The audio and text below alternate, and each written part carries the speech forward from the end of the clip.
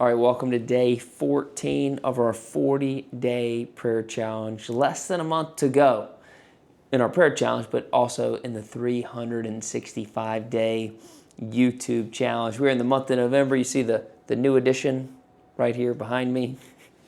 I know, it's early. I got it, but I got to get as much as I can out of the holiday season because this is one of my favorite times of the year.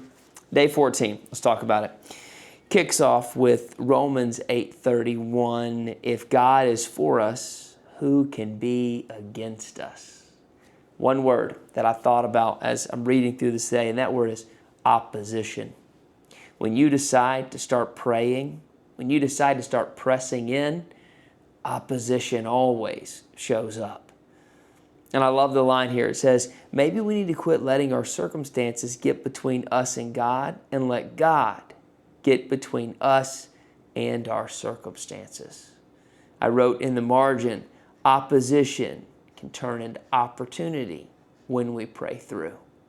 It really can, because it's that opposition that can really show God moving in our life. But first we have to define the opposition. We have to be aware of the opposition. We can't just let it frustrate us. We can't let it push us to quitting. We've got to let it push us to pressing in. So here's my reflection question for you today. What opposition are you coming against right now? With what you're praying for? With how God is moving in your life? I'm sure there's some opposition you are facing. What is that opposition? I think it's very important to identify that, maybe even write it down if you're keeping a journal like I have been as I've started this 40-day prayer challenge. But one of the things I love is the personal example that Mark Batterson gives us in the formation of Ebenezer's Coffee House, which I had the opportunity to visit a few days ago, probably been there 4 or 5 times or so, but in my recent trip to D.C., I visited Ebenezer's, and just a reminder of a promise circled.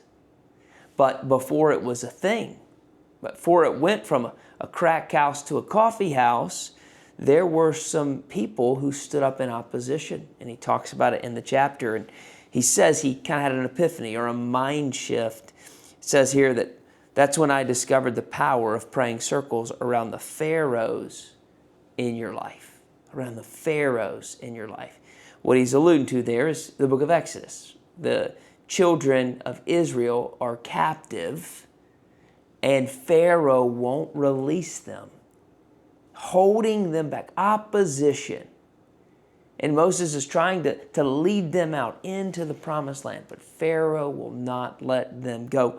Who are the pharaohs in your life that are trying to stop where God is leading you, what God is doing? Are we praying circles around those?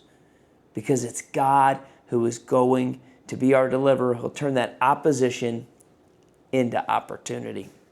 I could probably say a bunch on that, but my goal was to keep it short today. So here's the thought at the very end. Quit talking to God about your problem and start talking to your problem about God. Kind of let that sit in today as I've been thinking about it. Because if you've got a really big view of your problem and a very small view of God, it'll be hard to pray through. But if you've got a really big view of God and a very small view of your problem, well, that's when we can see that prayer changes everything. One thought before we end. I didn't write this down when I was thinking this morning. In fact, I didn't actually hear it till almost a little bit later in the day today, but there's been an individual who I've spent a lot of time with over the past few years, and recently had a new grandbaby, and the grandbaby had a disease.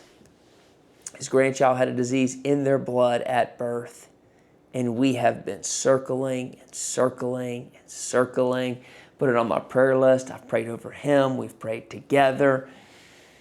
Just recently got a 4-month blood report. So the baby's 4 months old. The traces of the disease are so little in the baby's blood that they couldn't even say that she currently has the disease right now. Isn't that amazing?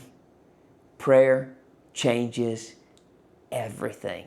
I got to share a smile, a hug, and a victory moment with him today. So my encouragement there for you is just keep circling. No matter the opposition, no matter the feeling, keep circling. I'll see you tomorrow for day 15.